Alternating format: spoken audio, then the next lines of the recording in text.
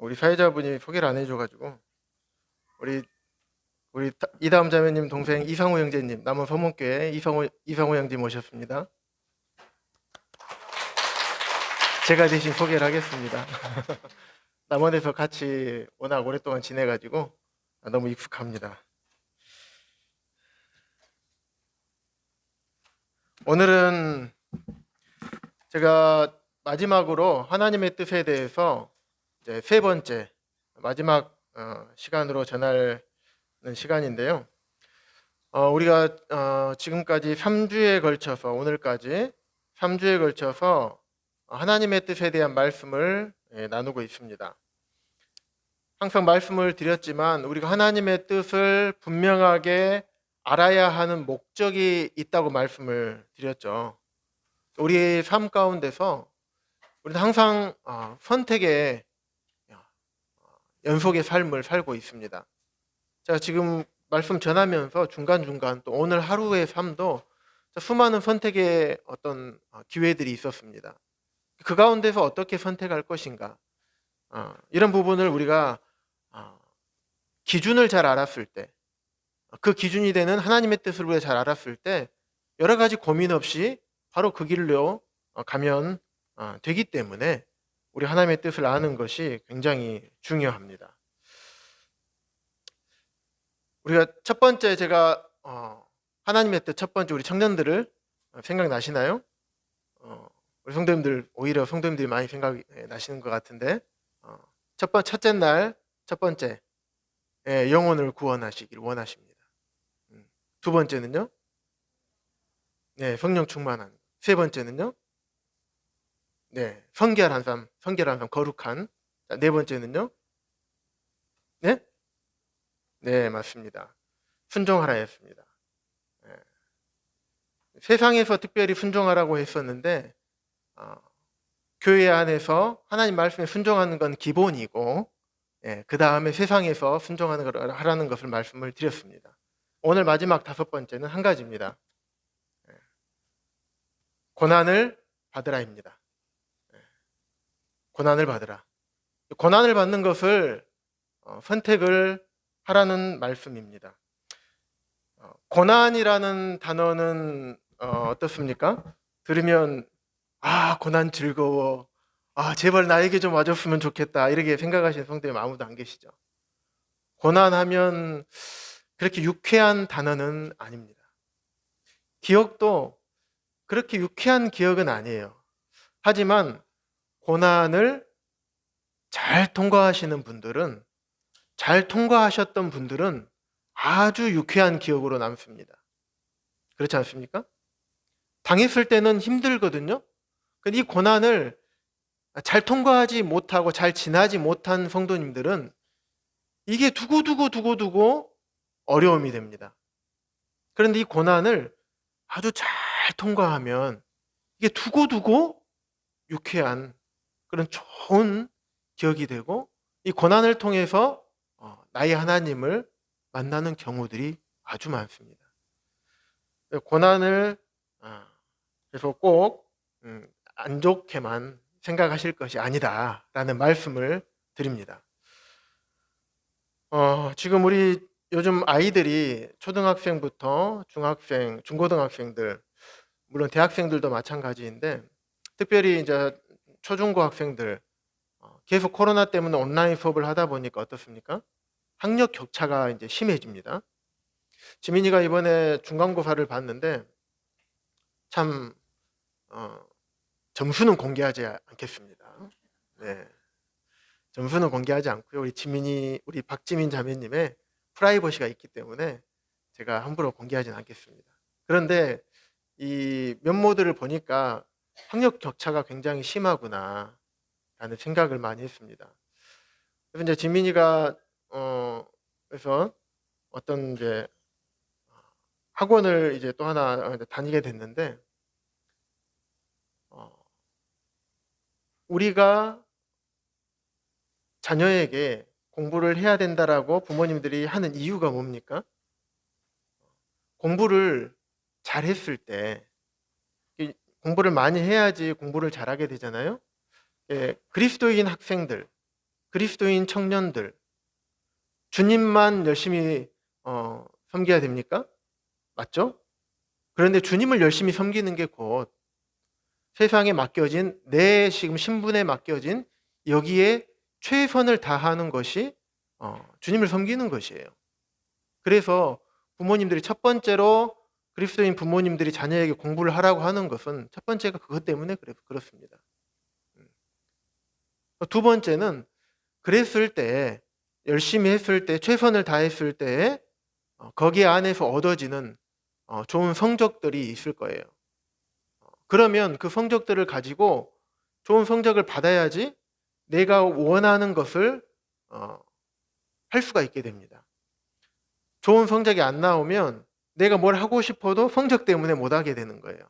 그런 것을 이제 막기 위해서 부모님들이 이제 공부를 하라고 하는 겁니다. 그런데 아이들 입장에서는 어떻습니까? 그 자체가 고통이죠. 쉬고 싶기도 하고. 그런데 할 게 많은 거예요. 특히 우리 그리스도인 자녀들. 어떻습니까? 세상의 자녀들과 엄청난 차이가 나죠? 세상의 자녀들은 교회 안 가도 됩니다. 수요일, 금요일 안 가도 돼요. 집안에서 뭐 손님들 받고 성도님들 접대하고 이런 시간에 공부 못 하잖아요? 하기 어렵잖아요?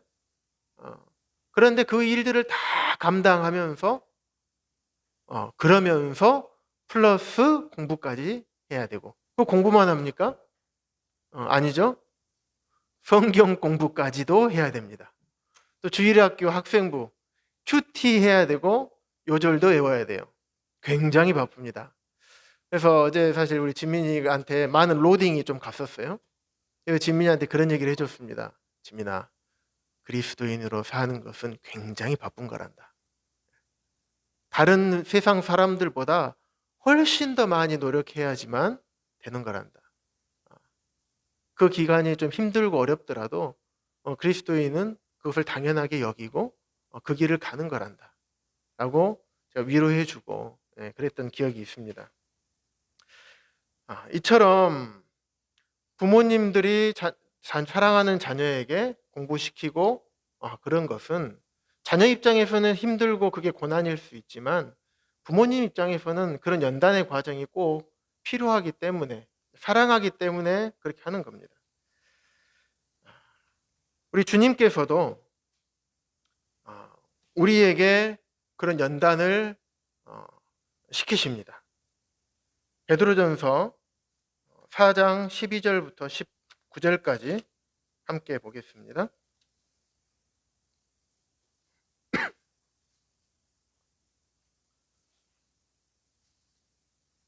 베드로전서 4장 12절부터 19절까지입니다.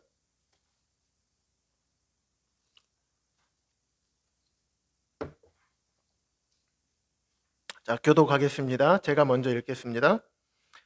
사랑하는 자들아, 너희를 연단하려고 오는 불시험을 이상한 일 당하는 것 같이 이상히 여기지 말고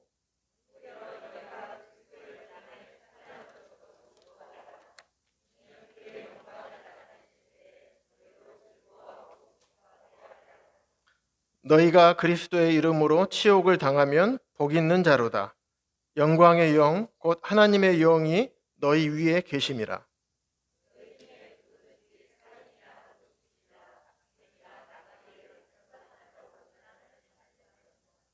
만일 그리스도인으로 고난을 받으면 부끄러워하지 말고 도리어 그 이름으로 하나님께 영광을 돌리라.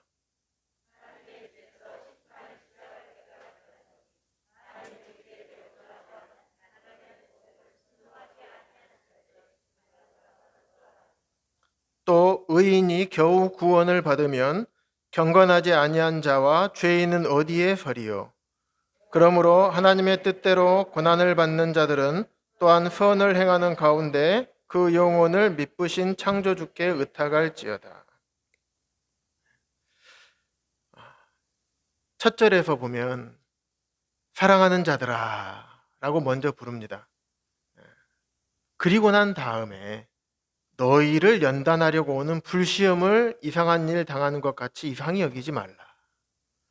사랑하기 때문에 이런 것을 허락하시는 것이다 라고 말합니다. 우리의 입장에서는 고난은 피하고 싶고 안 받고 싶고 유쾌하지도 않고 좋아하지 않고 아주 힘들고 어려운 거지만 하나님의 입장에서는 그게 아닌 거예요. 사랑하는 자에게 주는 것입니다. 허락하시는 겁니다. 그래서 13절에 너희가 그리스도의 고난에 참여하는 것으로 즐거워하라. 그리스도의 고난으로 참여하는 것으로 즐거워하라. 왜 그러냐면 그의 영광을 나타내실 때에 너희로 즐거워하고 기뻐하게 하려 함이라. 우리에게 고난을 주시는 이유가 두 가지가 크게 있는데 이 말씀을 살펴봤을 때 첫 번째는 12절에 너희를 연단하기 위해서 우리를 연단시키기 위해서 고난을 주신다 라고 말씀합니다. 두 번째는요, 너희로 13절 마지막 부분에 너희로 즐거워하고 기뻐하게 하려 함이라.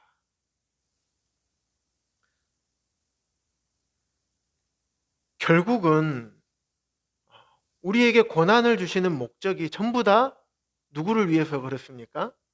네, 우리를 위해서 주님께서 고난을 허락하신다라고 말씀하고 있습니다.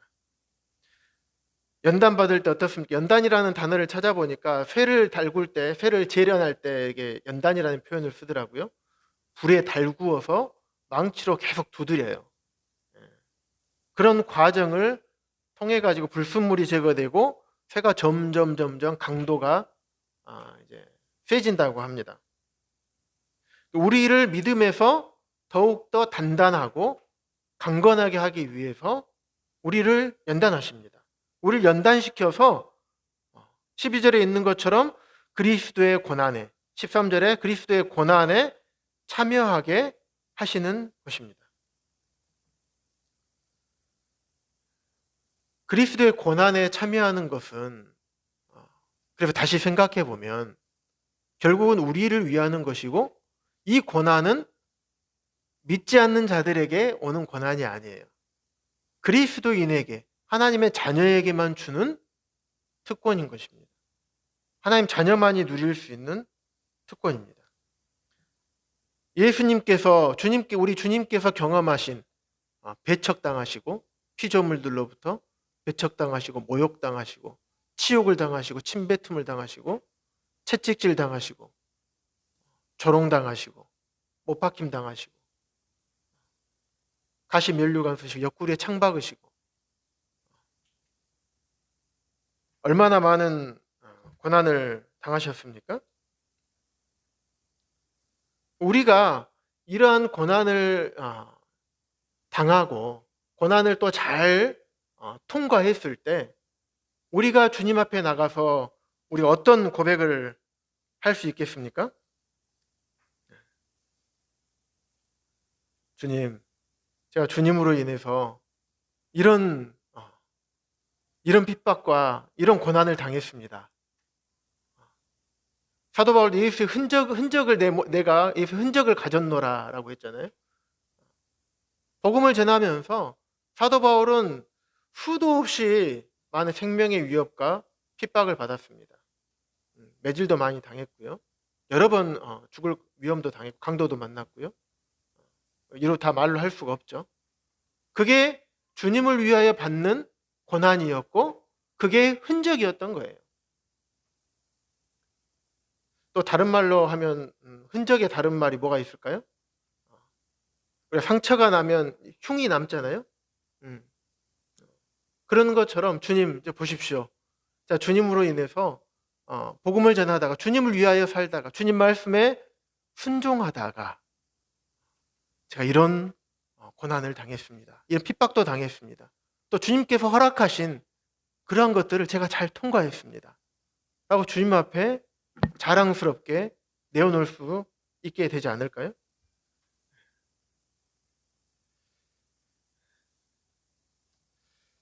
네. 14절에 한번 보실까요? 14절에도 너희가 그리스도의 이름으로 치욕을 당하면 복 있는 자로다. 영광의 영 곧 하나님의 영이 너희 위에 계십니다. 너희가 그리스도의 이름으로 치욕을 당하면 예수 그리스도의 이름으로 주님을 위하여 살다가 치욕을 당하면, 핍박을 당하면 복이 있는 자다. 왜 그러냐면 그 뒤에 말씀이 참 아멘이 되고 참 감사가 됩니다. 영광의 영, 곧 하나님의 영이 너희 위에 계심이라. 우리가 핍박을 당하고 있을 때, 주님으로 인하여서 치욕을 당하고 있을 때 하나님의 영이 우리 위에 계신다는 말씀이에요. 그걸 지켜보고 계신다는 거예요. 혹시 이 방금 말씀 읽으면서 생각나는 사도행전의 인물 생각 한 분 계시지 않나요? 네, 스데반 형제님이 생각나죠.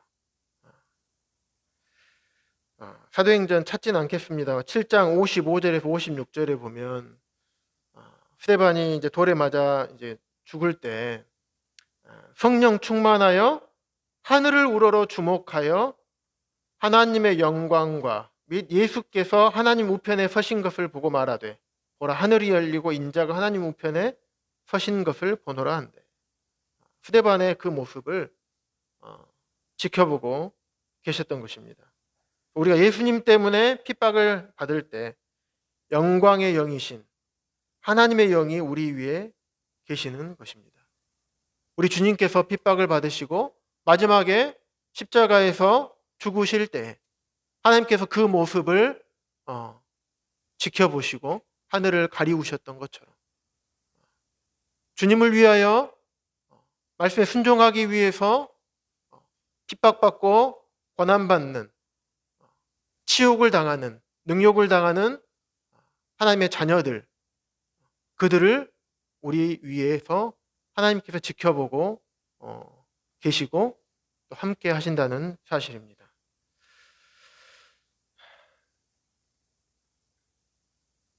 계속 제가 고난에 대해서 말씀을 드렸는데 이것은 주님으로부터 오는 고난입니다.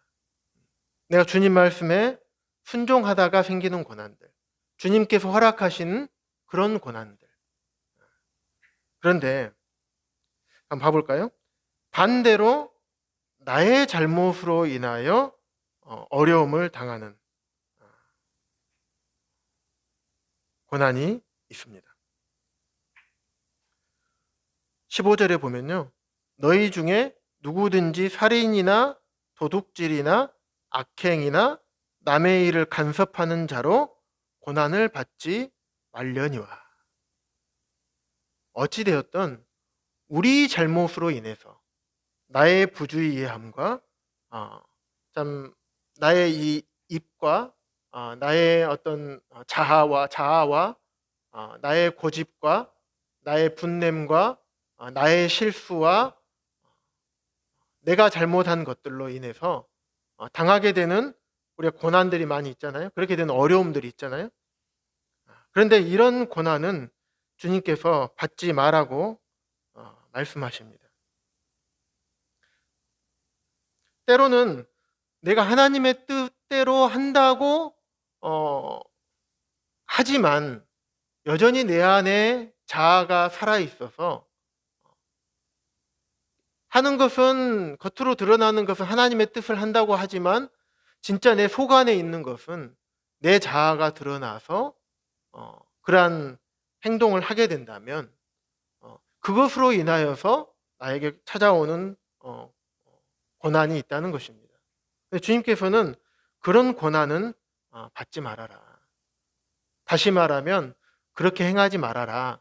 이렇게 말씀하고 계시는 것입니다. 그래서 그러한 행동으로부터 내가 행동을 깨달았으면 주님 앞에 자복할 뿐만 아니라 그것을 내가 의지적으로 주님 앞에 기도해야 되겠지만 돌이킬 수 있도록 힘을 주시도록 기도해야 되겠지만 내가 또 의지적으로 그것을 돌이키려는 노력도 필요한 것입니다.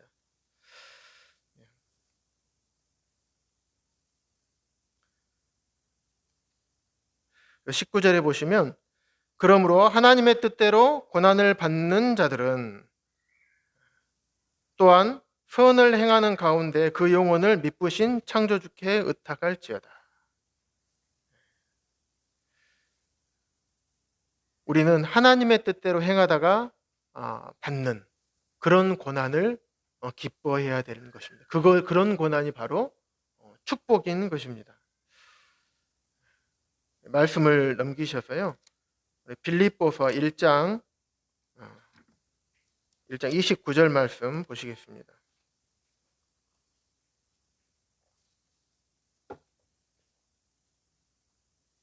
제가 읽어드리겠습니다. 빌립보서 1장 29절입니다. 그리스도를 위하여 너희에게 은혜를 주신 것은 다만 그를 믿을 뿐 아니라 또한 그를 위하여 고난도 받게 하려 하심이라. 예수 그리스도를 위하여 우리에게 은혜를 주신 이유는, 왜 은혜를 주었냐? 그 이유는 다만 그를 믿는 것 때문만에, 믿게 하기 위해서만 은혜를 주신 것이 아니다. 믿게 할 뿐만 아니라 예수 그리스도를 위하여 고난도 받게 하려 하심이라고 말씀합니다. 고난과 믿음이 서로 아주 긴밀하게 연결되어 있습니다. 성도님 혹시 덥지 않으신가요? 괜찮으셔요? 네. 몇몇 더우신 성도님들이 좀 보인 것 같아서 여쭤봤습니다. 지난번에 우리가 지난주와 지지난주에도 계속 사도행전 4장에 대해서 제가 말씀을 드렸습니다. 베드로,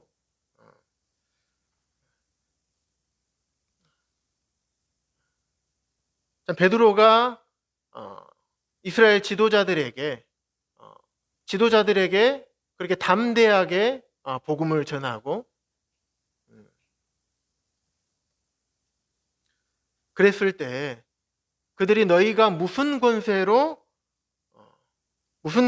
누구의 이름으로 이 일을 행하느냐라고 반박하고, 그랬을 때 베드로와 요한은 멈추지 않고 담대하게 그들에게 예수님을 증거를 했습니다.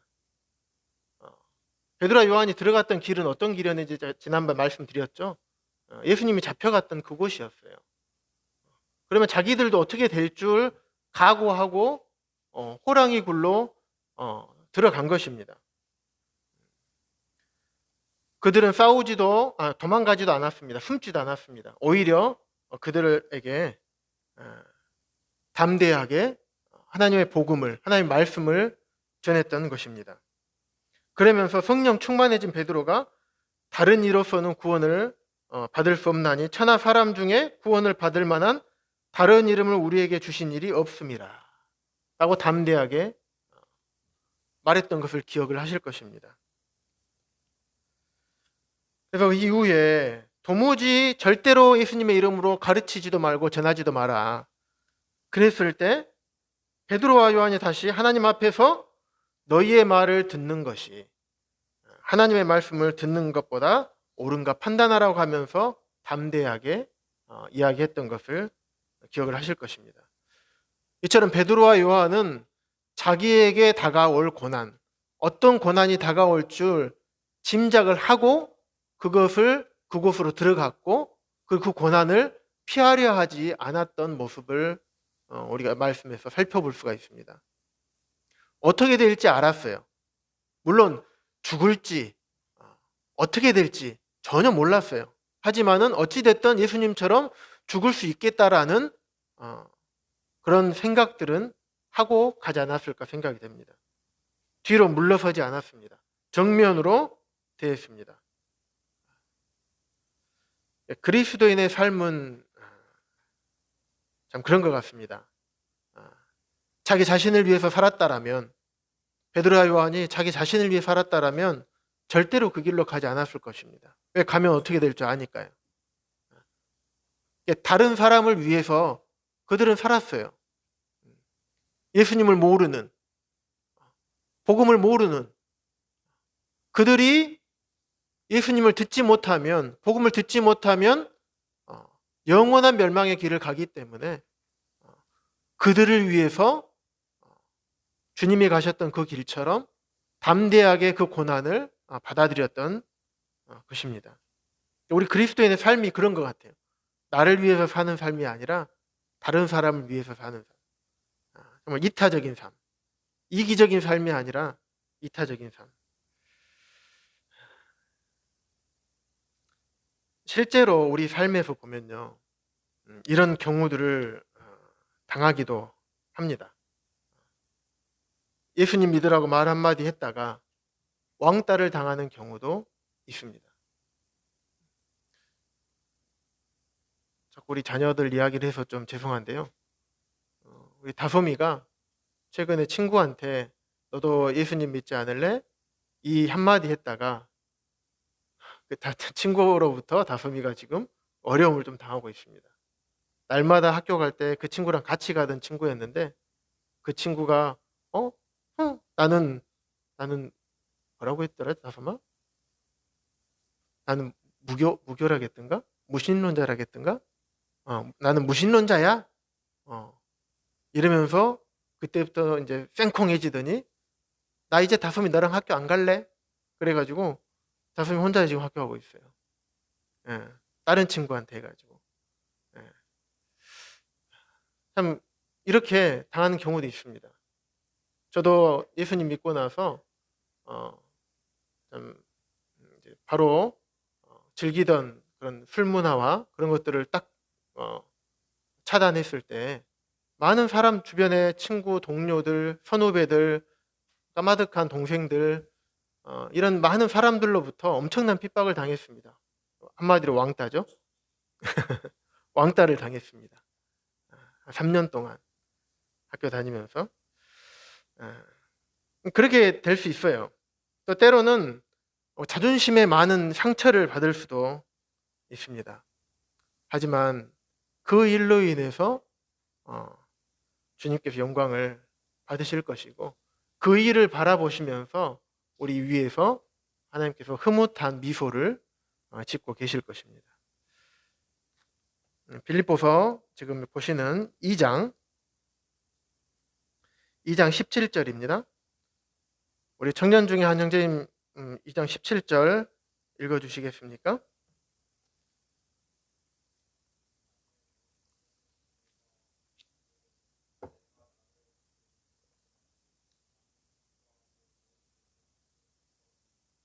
네, 감사합니다.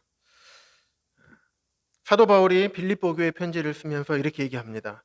만일 너희 믿음의 제물과 섬김 위에 내가 나를 전제로 드릴지라도, 전제는 피를 부어서 드리는 제사인데 피를 부어서 드리는 전제로 드릴지라도 내 생명을 드릴지라도 나는 기뻐하고 너희 무리와 함께 기뻐할 것이다. 한 영혼이 구원받는 대가로 내가 죽음이라는 희생을 치르더라도 그 구원의 기쁨을 위해서 기꺼이 희생제물로 목숨을 내어준다고 하더라도 그것이 나는 기쁘다라고 말씀하고 있습니다. 아까 말씀드렸던 말씀처럼 갈라디아서 6장 17절에 바울이 내가 내 몸에 예수의 흔적을 지니고 있노라 라고 말씀했습니다. 우리들 몸에도 예수님의 흔적이 예수의 흔적을 가지고 있습니까? 우리 성도님들? 다들 있으시죠? 왜냐하면 있으시기 때문에 지금 이 자리에 앉아 계시는 거기 때문에요. 구원 받을 때부터 우리 예수님 믿을 때부터 그게 시작이 돼요. 왜냐하면 세상에 속해 살고 있지만 세상과 분리된 삶을 살아야 되거든요.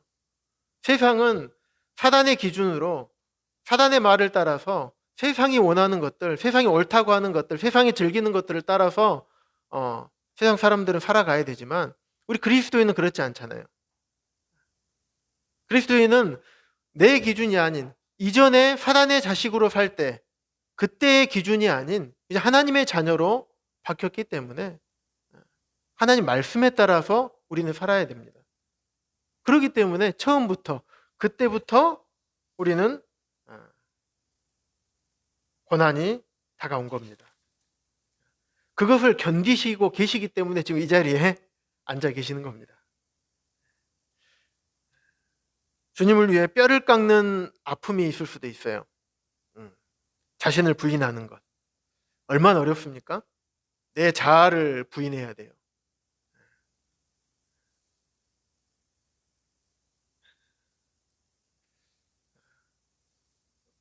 아픔과 또 고통과 고난, 또 핍박, 주님으로부터 받는 연단, 주님 앞에 물질로, 내 시간으로, 내 몸으로 드리는 헌신, 이 모든 것이 그 예수님의 흔적일 것입니다.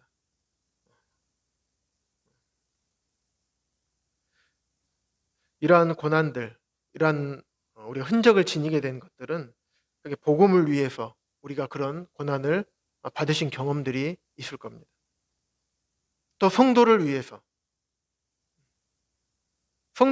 그런 고난도 받으셨을 겁니다. 복음을 위해서 구도자들에게 복음 전할 때 그들이 듣지도 않고 무시하고 나를 사람으로 안 볼 때 기분이 어떻겠습니까? 굉장히 마음이 어렵겠죠.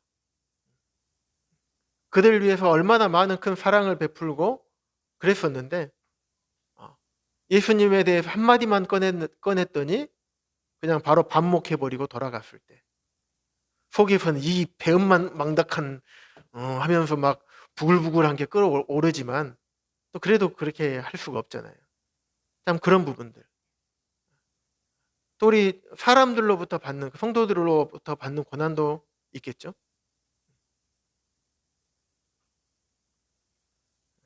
연약한 자를 받아주기 위해서 내가 인내해야 되고 감내해야 되는 것들, 용납하고 또 사랑으로 기다려주고 인내해주고 속은 이렇게 부글부글 끓지만 그를 위해서 기도해주고 따뜻한 말 한마디라도 더해주고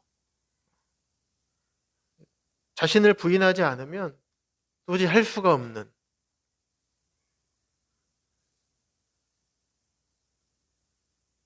또 나의 성화하는 과정 가운데 주님을 닮아가는 과정 가운데서 오는 것들 많죠. 자존심도 내려놔야 되고 하고 싶은 거, 육체의 소욕, 갖고 싶은 거 많이 있을 텐데 그것들도 다 이게 내려놔야 됩니다.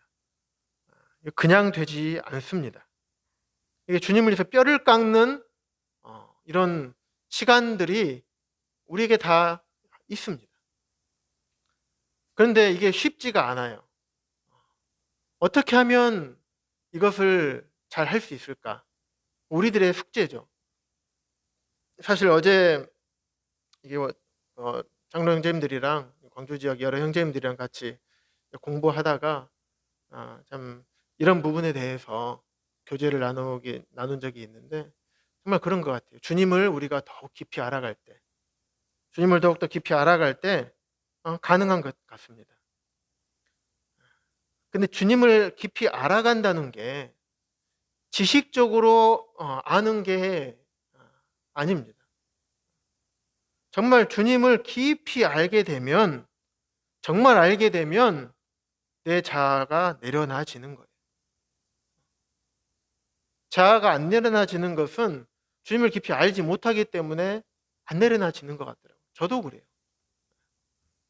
참 제 자아가 올라올 때 보면 내가 아직도 주님을 모르고 있구나.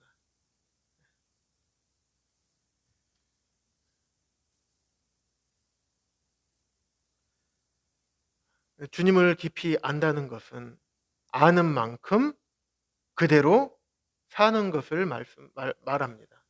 우리가 누구를 위해서 기도하겠습니다. 어떤 성도들이 어려움과 필요를 위해서 소식을 듣게 되면 우리가 기도하겠습니다 하잖아요. 그런데 물론 기도하는 게 필요합니다. 근데 기도할 뿐만 아니라 우리가 도울 수 있는 게 무엇이 있는지 생각을 해봐야 되는 거예요. 기도만 하겠습니다. 이게 아니잖아요. 성도의 어려움이 보이게 되면 때로는 찾아가서 위로도 해드려야 될 것이고 물질적으로 어려우면 때로는 연보함을 통해서 내가 할 수 있는 범위 내에서 해야 되는 것입니다. 그게 기도하는 자세, 성도의 자세가 아니겠습니까? 주님을 깊이 안다라고 한다면 정말 그렇게 사는 것입니다. 야고보서 말씀이 그렇게 우리에게 말씀을 하고 있잖아요. 행함이 없는 믿음은 죽은 믿음이라고 말씀합니다. 우리 구원도 마찬가지입니다. 은혜로 우리가 구원을 받습니다. 하지만 주님께서 우리에게 자유의지를 주셨죠. 그 은혜를 받을 의지와 은혜를 거절할 의지를 주셨습니다. 그리스도인의 삶도 마찬가지예요. 주님을 머릿속으로 잘 알지만 이 머릿속으로 아는 주님에 대해서 내가 순종할 것인가 순종하지 않을 것인가, 이런 우리가 의지가 우리에게 있습니다. 그래서 나의 의지를 어디다 쓸 것이냐, 나의 행위도 반드시 필요하게 되는 것입니다. 그래서 진짜로 주님을 알게 된다면 나 행위가 자연스럽게 그렇게 가게 되는 거예요.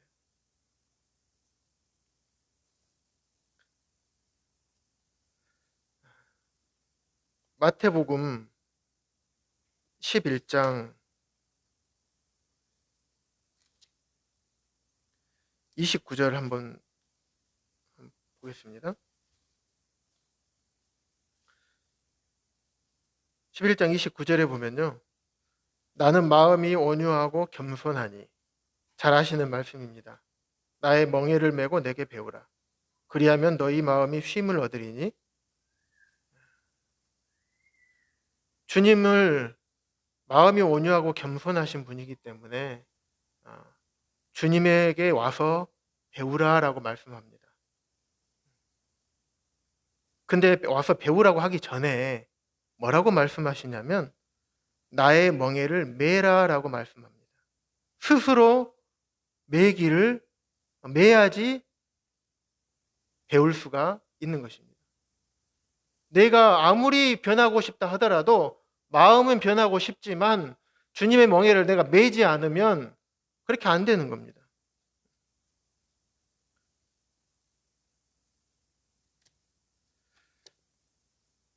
여기에 손을 놓으시고요. 에레미야서 6장 16절에 잠깐 보실까요? 에레미야서 6장 16절.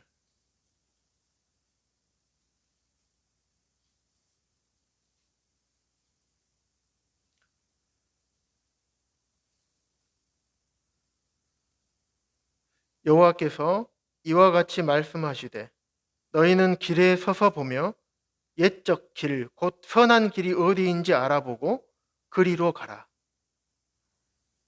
너희 심령이 평강을 얻으리라 하나.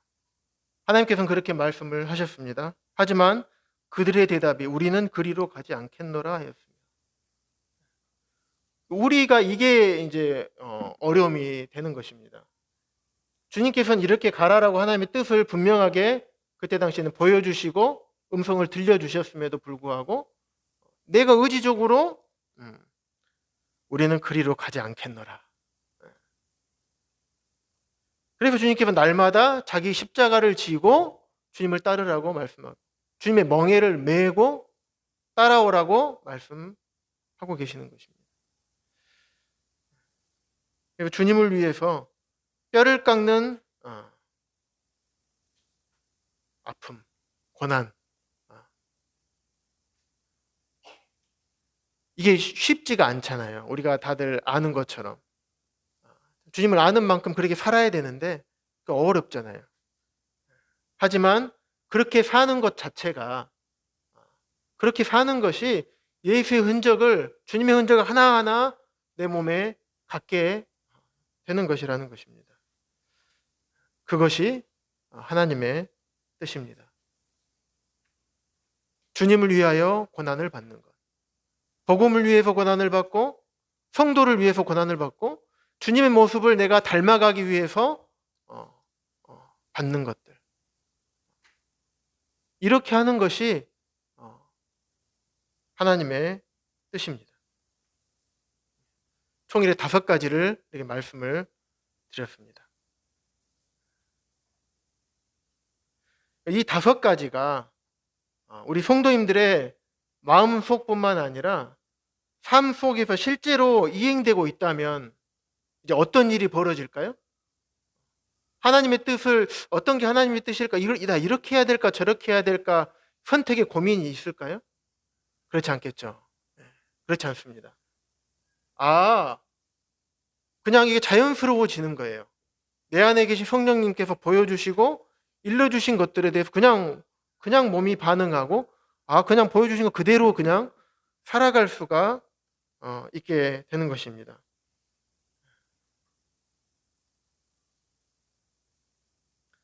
빌립보서 2장 13절에 보시면 너희 안에서 행하시는 이는 하나님이시니 자기의 기쁘신 뜻을 위하여 너희에게 소원을 두고 행하게 하시나니. 우리 안에서 행하시는 분은 하나님이십니다. 그러니까 하나님의 기쁘신 뜻을 위해서 우리에게 소원을 두게 하셔요. 그래서 이런 5가지가 충만하게 우리 안에 잘 잡혀 있을 때 이런 소원이 그냥 마음에서 끌어오르게 되겠죠. 그리고 나서 그 끌어오르는 소원을 행하게 또 주님께서 그 길을 열어 주실 것입니다. 왜요? 하나님의 그게 기쁘신 뜻이기 때문에. 그 뜻을 이루어야 되기 때문에 그렇게 하실 것입니다. 그래서 이렇게 그 소원대로 주님 안에서 그 주님을 향한 그 품은 그 갈망대로 그 길을 우리가 가게 되는 것입니다. 그 길을 가고 있을 때 그런 성도들을, 그런 하나님의 자녀들을 하나님께서는 사용하실 것입니다. 우리가 주님으로 인해서 바쁘게 분주하게 또 살고 있습니까? 우리가 생각을 참 많이 해봐야 됩니다. 지난주 말씀 박은 선생님 말씀 들을 때 우리가 사는 목적이 무엇인가? 참 많이 아멘이 되었었습니다. 주님을 위하여서 끊임없이 살아갈 때 그런 사람들을 주님은 사용하십니다. 아브라함의 늙은 종 생각나시죠? 이삭의 아내를 리브가를 데리고 오기 위해서 아브라함이 늙은 종을 보내잖아요. 근데 늙은 종이 어디로 가라고, 어느 집 가면 얼만큼 가면 어디 집이 있을 것이며 그 집 안에 들어가서 어떻게 해라 이렇게 얘기해 준 적이 없잖아요. 그래 늙은 종은 끊임없이 그 주인의 말에 순종해서 계속 하나님께 기도하면서 그 길을 계속 가는 것입니다. 그 길이 보이지 않더라도 하나님께서 인도해 주실 것이다. 내 주인에게 말씀하신 바와 같이 하나님께서 인도해 주실 것이다 라고 계속 갔습니다. 그때부터 순종하기 위해 계속 길을 갔을 때 그때부터 하나님께서는 간섭하셨습니다. 인도해 주셨잖아요. 합당한 길로. 그래서 우리도 마찬가지로 주님께서 하시는 그 일에 우리가 뛰어 들어가야 됩니다. 발을 담궈야 돼요. 저 성도님 저렇게 하시니까 그래 저 성도님 하는 것이고 나는 그냥 이대로 그냥 살아야겠다. 이게 아니라 내 안에 계신 주님께서 필요를 분명히 보여주실 겁니다. 그 음성에 순종해서 그 일에 뛰어드시기를 바랍니다. 그랬을 때 주님께서 그 일에 함께 하시고 그 일에 개입하십니다. 사도 바울도 그랬죠. 2차 전도여행 때 동쪽에서 서쪽으로 가다가 사도 바울은 아시아 쪽으로 남쪽으로 내려가려고 했습니다. 예수 형이 허락지 아니하였어요. 아이고 그럼 여기가 아닌가 보다. 다시 그러면 북쪽으로 올라가는데 거기도 막으셔요. 동쪽에서 왔잖아요. 동쪽에서 와가지고 남쪽으로 갔는데 맞고, 아닌가? 북쪽에서 맞고. 사도 바울이 낙심하거나 머뭇거렸다는 말씀을 찾아볼 수가 없습니다. 계속 사도 바울은 서쪽으로 계속 갔어요. 가던 길.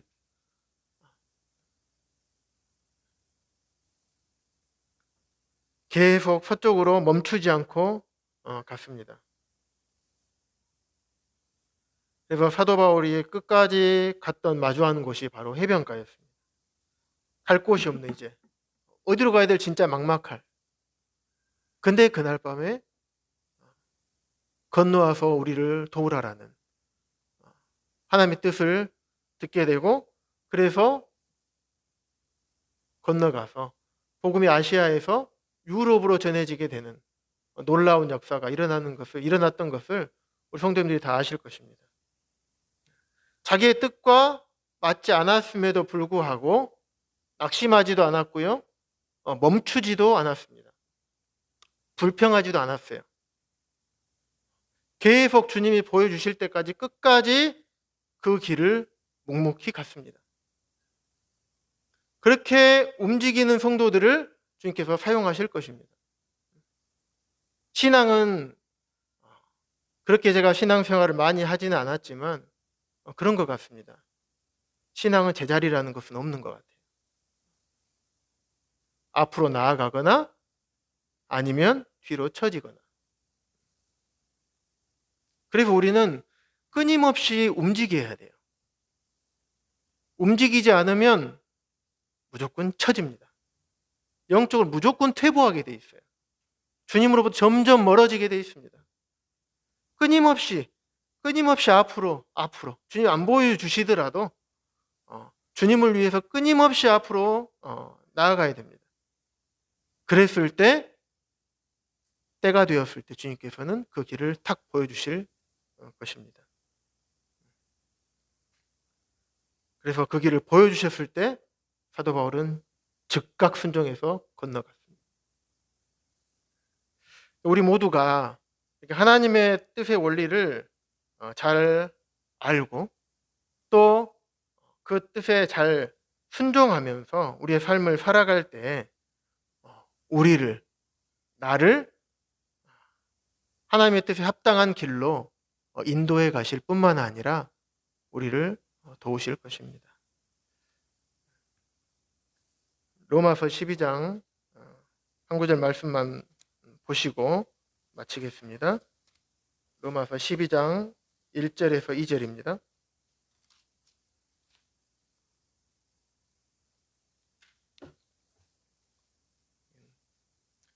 한 목소리로 읽겠습니다. 로마서 12장 1절부터 2절입니다. 그러므로 형제들아, 내가 하나님의 모든 자비하심으로 너희를 권하노니 너희 몸을 하나님이 기뻐하시는 거룩한 산 제물로 드리라. 이는 너희가 드릴 영적 예배니라. 너희는 이 세대를 본받지 말고 오직 마음을 새롭게 함으로 변화를 받아 하나님의 선하시고 기뻐하시고 온전하신 뜻이 무엇인지 분별하도록 하라.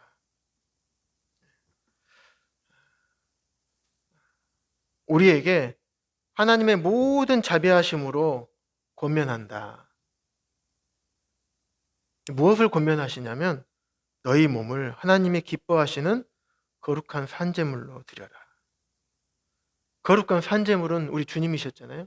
주님이 그 본을 우리에게 보여주셨습니다. 주님의 자존심, 영광, 존대받음, 왕대접 이거 다 버리셨어요. 침뱉음, 모욕, 조롱, 채찍, 십자가의 고통 이것을 다 당하셨습니다.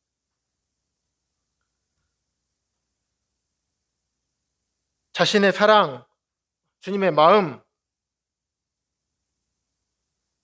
물과 피, 생명을 다 드리셨습니다. 이런 것처럼 이렇게 주님께서 버리고 당하고 드리신 것을 우리도 드리는 것이 이것이 영적 예배라고 말씀하고 있습니다.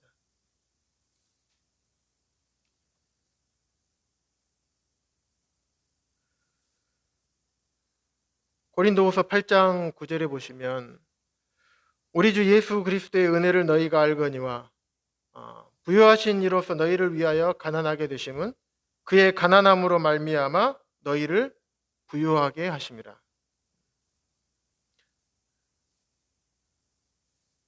너희가 우리 주 예수 그리스도의 은혜를 안다. 얼마나 큰 은혜를 받았는지 다 안다.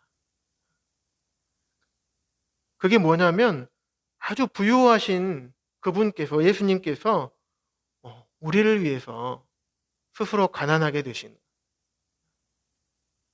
왕의 보좌를 다 내려놓으시고 모든 존귀와 영광을 다 내려놓으시고 한 번도 경험해 보지 않은 인간의 몸을 이 땅에 내려오셔서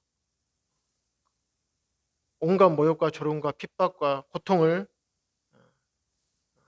다 당하시기까지 그렇게 가난하게 되신 이유는 그의 가난하심으로 인해서 우리를 부유하게 하기 위해서 그러신 것이다. 그게 하나님의 은혜다. 우리가 어떻게 살아야 되겠는가?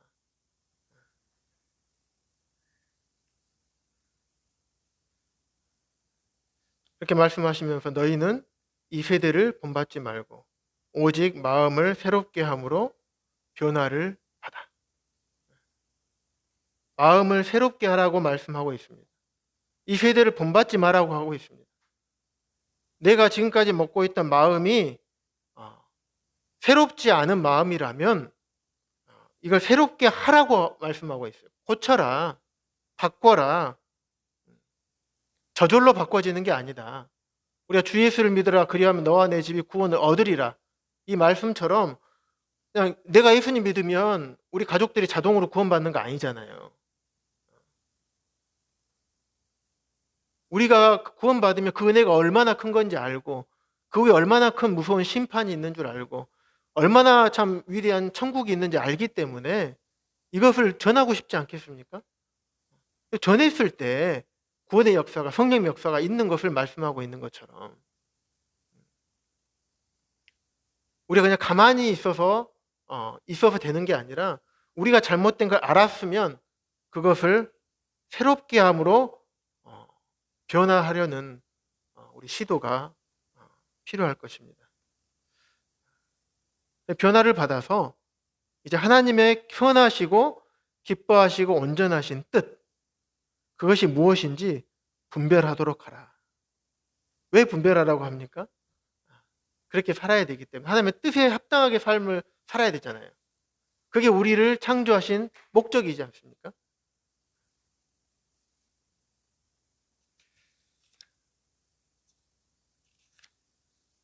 그래서 우리가 총 5가지를 살펴봤습니다.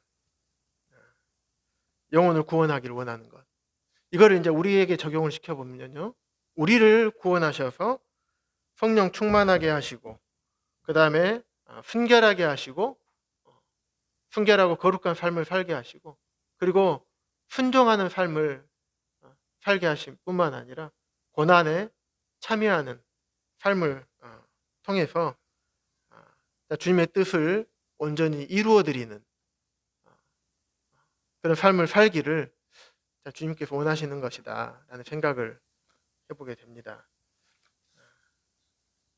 참 우리 모두가 잘하고 계시지만 저 역시도 말씀을 준비하면서 내가 어떻게 살아야 되겠는가 구체적으로 물론 주님을 위하여서 막연하게 이렇게 아니라 구체적으로 좀 한번 생각해 보기는 참 좋은 시간이 되었고요. 주님 앞에 참 이렇게 살 수 있기를 참 기도해야 되겠다 생각을 많이 했습니다. 이상으로 모든 말씀을 마치겠습니다.